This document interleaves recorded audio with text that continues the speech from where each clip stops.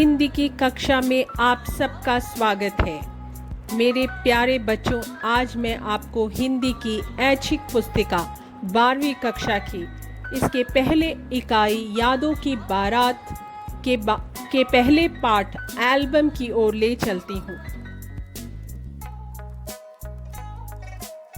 Album Hindi के प्रसिद्ध लेखक सुदर्शन द्वारा लिखी गई है।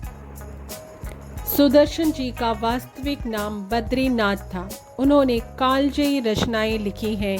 हार की जीत, सच का सौदा, परिवर्तन, गुरु मंत्र, अंधकार, दिल्ली का अंतिम दीपक आदि। सुदर्शन जी प्रेमचंद की परंपरा के कहानीकार हैं।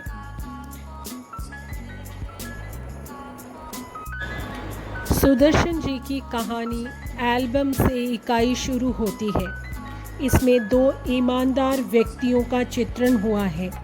कहानी परोपकार की भावना को उजागर करती है।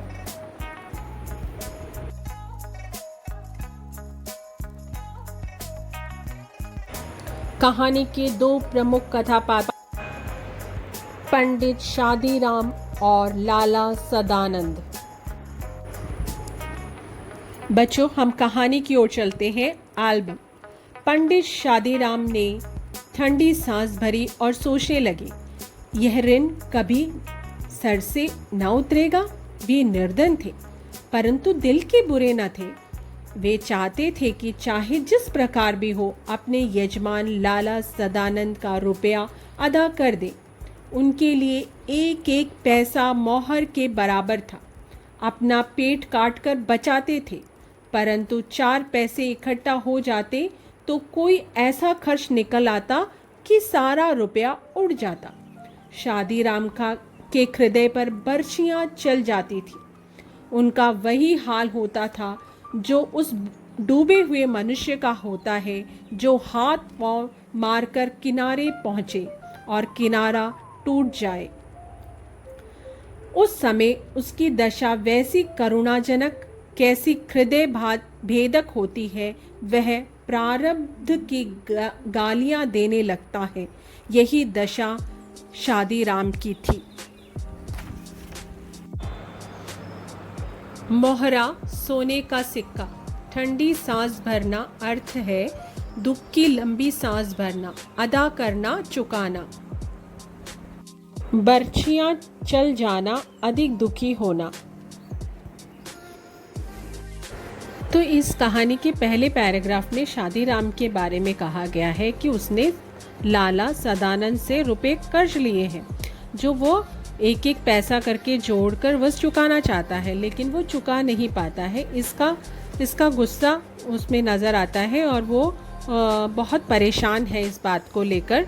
इसलिए वो हाथ पैर मारता है हर जगह, लेकिन वो पैसे चुकाने में असमर्थ है। तो बच्चों, आगे चलते हैं। इसी प्रकार कई वर्ष बीत गए।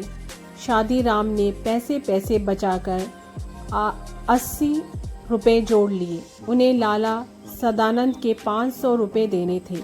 इस 80 रुपये की रकम के ऋण उतारने का समय निकट आता प्रतीत हुआ। आशा धोखे दे रही थी। एकाएक छोटा लड़का बीमार हुआ और लगातार 4 महीने बीमार रहा। पैसे पैसे करके बचाए हुए रुपए दवा दारू में उड़ गए। पंडित शादीराम ने सिर पीट लिया। अब चारों ओर फिर अंधकार था। उसे प्रकाश की हल्की सी किरण दिखाई न देती थी। उन्हें ठंडी सांस भरी और सोचने लगे, क्या यह ऋण कभी सर से न उतरेगा। लाला सदानंद अपने पुरोहितों की विवशता को जानते थे और न चाहते थे कि वे रुपए देने का प्रयत्न करें। उन्हें इस रकम की रत्ती भर भी परवाह न थी। उनके लिए कभी तगादा तक नहीं किया, न कभी शादीराम से इस विषय की बात छेड़ी। इस बात से वे इतना डरते थे मानो रुपए स्वयं उन्हीं को देने हो। परंतु शादीराम के हृदय में शांति न थी। प्राय सोचा करते थे कि जैसे कैसे भूले भाले मानस हैं जो अपना रकम के बारे में मुझसे बात तक नहीं करते। खैर वे कुछ नहीं करते तो ठीक है। परंतु इसका तात्पर्य ये थोड़ी ही है कि मैं भी निश्चित हो जाऊं। उन्हें लाला सदानंद के सामने सर उठाने का साहस न था। उसे ऋण के बोझ के नीचे झुका दिया था। यदि लाला सदानंद ऐसी सज्जनता न दिखाते और शादीराम को बराबर तगादा करके तंग करते तो उन्हें ऐसी मानसिक कष्ट न होता। हम अत्याचार का सामना सर उठाकर कर सकते हैं, परंतु भले मानस के सामने आंखें नहीं उठती।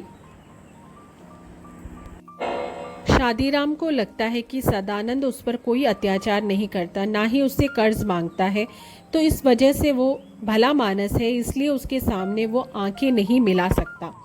इसलिए शादीराम ने ऐसा कहा है।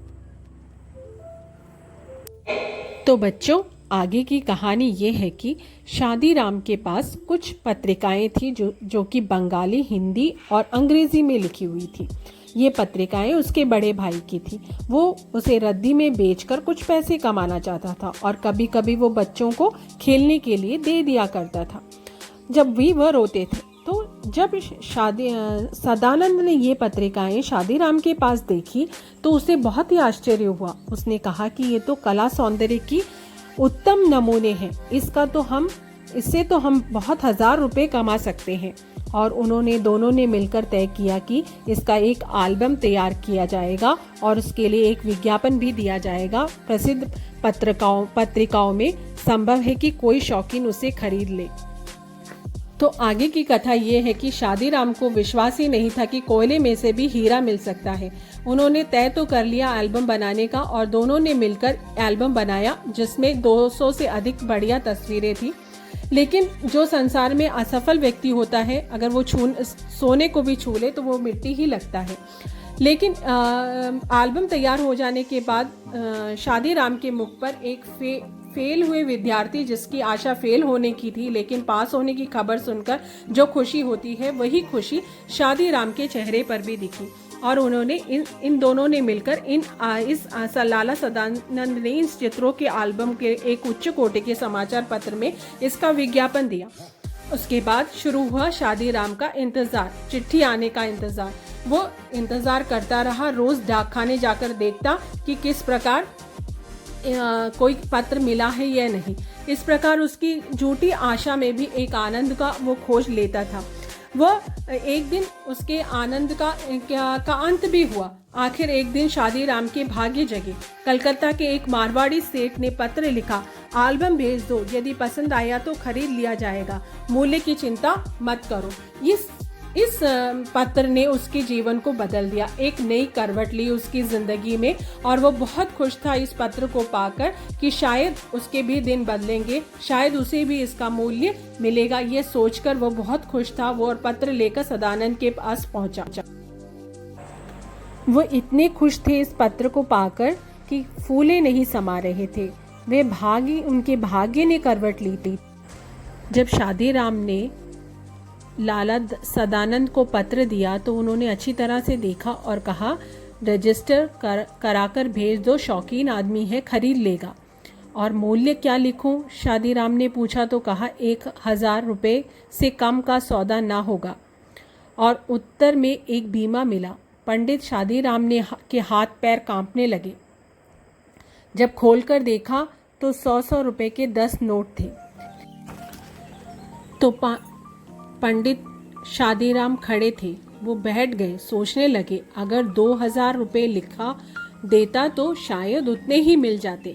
इस विचार ने उनकी सारी प्रसन्नता को किरकिरा कर दिया। उनकी सारी प्रसन्नता के किरकिरी हो जाने का कारण क्या था? इसका कारण ये था बच्चों कि अगर उन्होंने 2000 रुपये लिखे होते तो शायद उन्हें 2000 भी मिल जाते, लेकिन उन्होंने 1000 रुपये ही लिखे, इसलिए शायद थोड़ी देर के लिए उनकी सारी प्रसन्नता किरकिरी हो गई थी।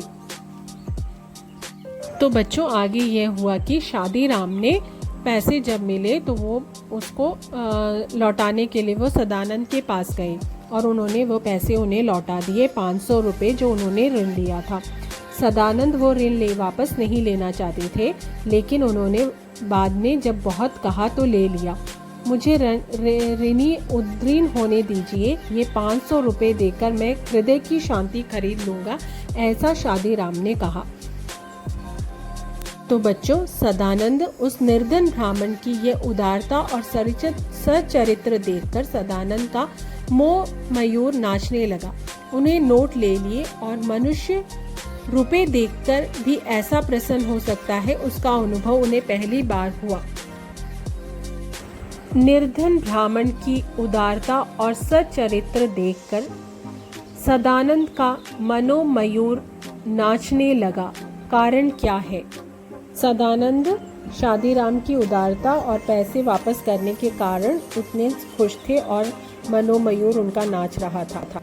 तो बच्चों, आगे ये होता है कि लाला सदानंद 6 महीने बाद बीमार पड़े।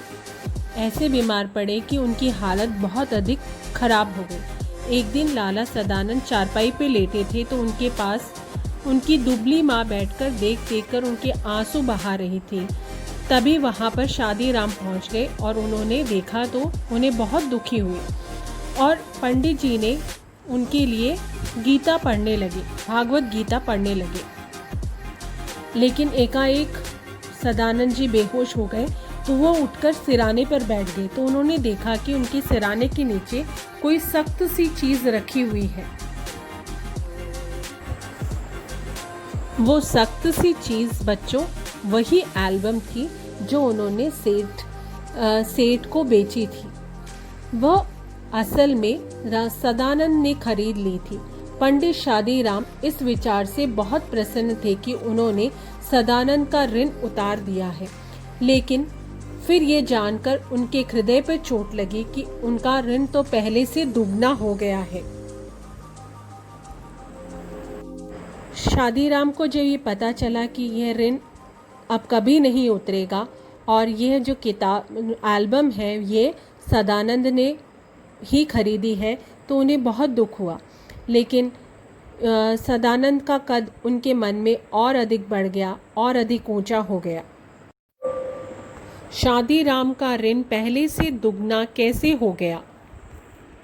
शादीराम का बेचा गया एल्बम दोबारा सदानंद के पास ही दिखने के कारण उसे लगा कि उसका ऋण दुगना हो गया है।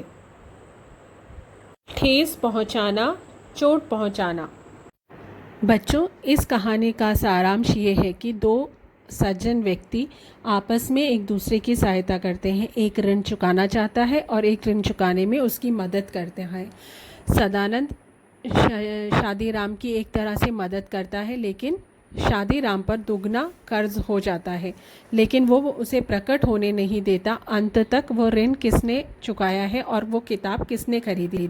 प्यारे बच्चों, आपके लिए कुछ परीक्षा योगी प्रश्न भी मैंने इस वीडियो में दिया है, आप इसको ध्यान से पढ़िए। ये शादीराम और सदानंद की डायरी है। विषय को ध्यान से पढ़िए और उसके अनुसार आप इस डायरी को तैयार कीजिए, इन दोनों की डायरी।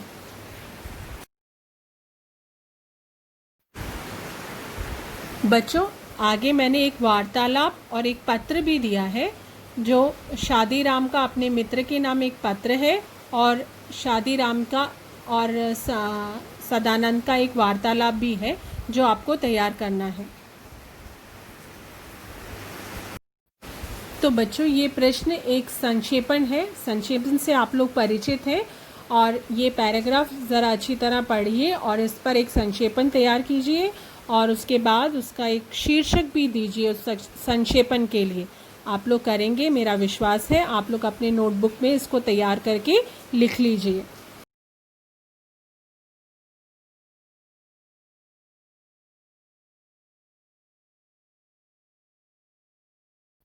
आशा करती हूँ कि आपने समझा होगा। आप सबका धन्यवाद।